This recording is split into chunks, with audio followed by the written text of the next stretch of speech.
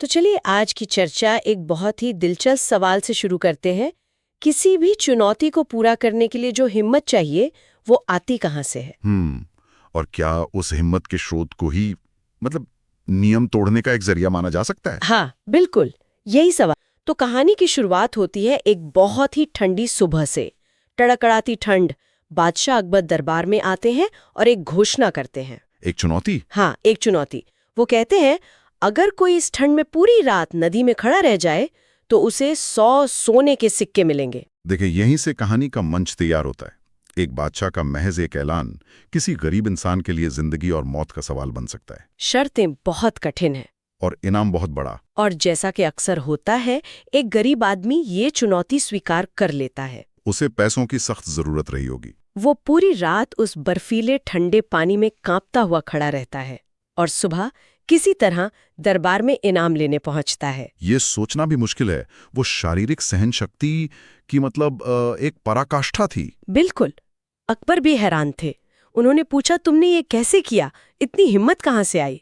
और उस आदमी ने पूरी ईमानदारी से जवाब दिया। और शायद यही उसकी गलती थी। हाँ, उसने कहा, जहां पना मैं तो बस दूर आपके महल की खिड़की में जलते हुए एक दिए को देखता रहा।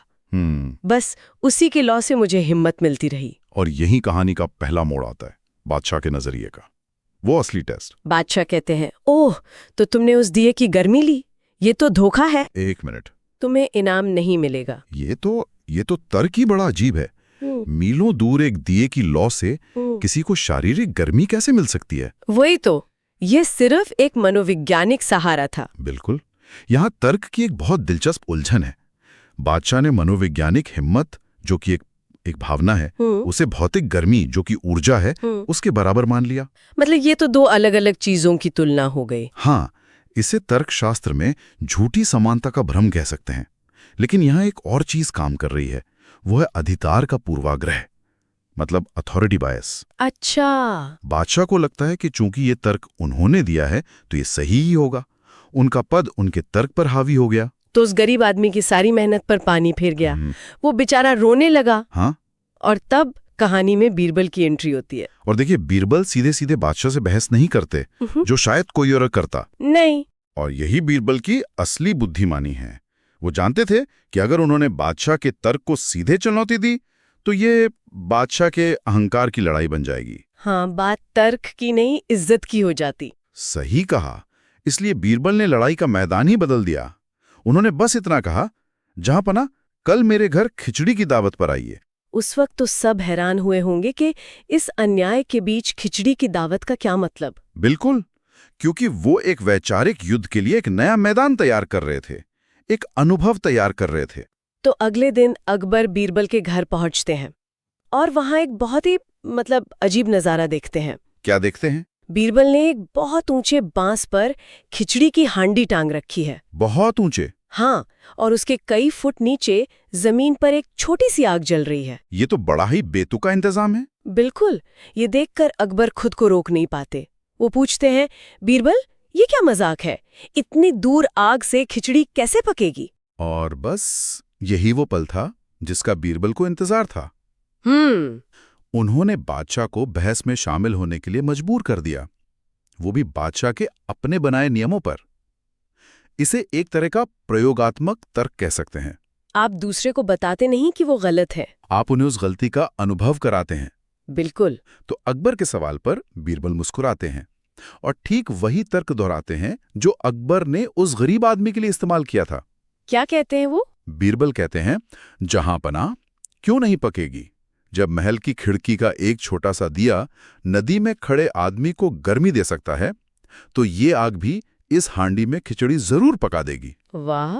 मतलब बादशाह के ही तर्क को एक हथियार की तरह इस्तेमाल कर लिया। इस एक वाक्य ने तो पूरा खेल ही पलट दिया होगा। हाँ, क्योंकि इस वाक्य ने बादशाह के सामने एक आईना रख दिया। उन्हें अपनी ही कही बात का बेतुकापन अपनी आंखों से दिख गया। उन्हें समझ आ गया कि दूर के दिए से गर्मी मिलना उतना ही असंभव है जितना इस आग से उस खिचड़ी का पकना।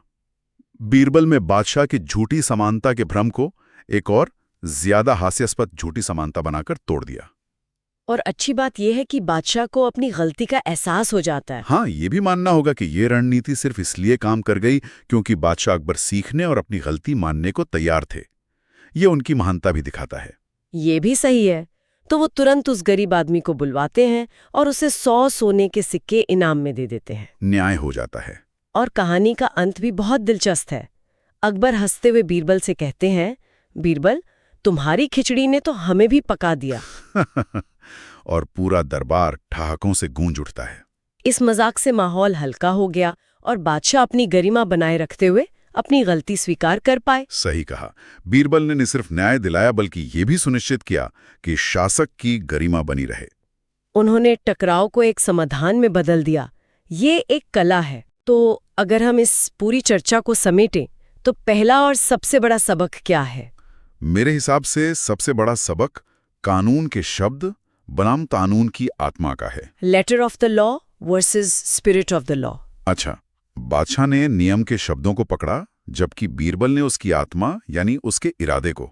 और ये संघर्ष तो आज भी हर जगह दिखता है, कॉर्पोरेट पॉलिसी से लेकर कानूनी फैसलों तक। बिल्कुल। क्या हम नियमों का पालन इसलिए करते हैं ताकि व्यवस्था बनी रहे या सिर्फ इसलिए कि हम किसी को तकनीकी आधार पर गलत ठहरा सकें? ये सवाल हमेशा प्रासंगिक रहेगा। दूसरा सबक मुझे लगता है कि संचार के तरीके के बारे में है।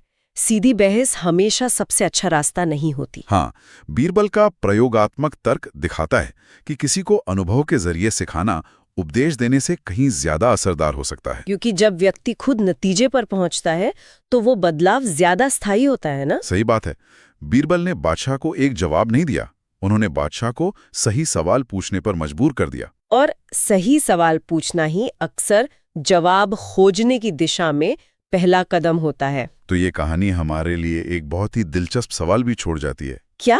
यहाँ तो बादशाह अकबर समझदार थे, उन्होंने अपनी गलती मान ली। लेकिन क्या होता अगर वो अपनी सत्ता के अहंकार में अड़े रहते? ये एक बहुत जरूरी बात है। ये हमें सत्ता और तर्क के बीच के उस नाजुक रिश्ते के बारे में सोचने पर मजबूर करता है जहां सत्ता अक्सर तर्क पर हावी हो जाती है। और अंत में ये कहानी हमें शायद खुद के अंदर झांकने का भी एक मौका देती है। हाँ, मतलब असली सवाल ये नहीं है कि हम अपने जीवन में बीरबल की खिचड़ी कैसे बना सकते हैं। हाँ। असली सवाल ये है, हम अपने अंदर के बादशाह को कैसे पहचाने। अच्छा। वो कौन सी परिस्थितियां हैं जहां हम भी अधिकार या अनुभव या पद के आधार पर तर्क का इस्तेमाल दूसरों को गलत साबित करने के लिए करते हैं बजाय सच को समझने के। और क्या हमारे आसपास कोई बीरबल है जिसकी धीरे से पक रही खिचड़ी को हम नजरअंदाज कर रहे हैं?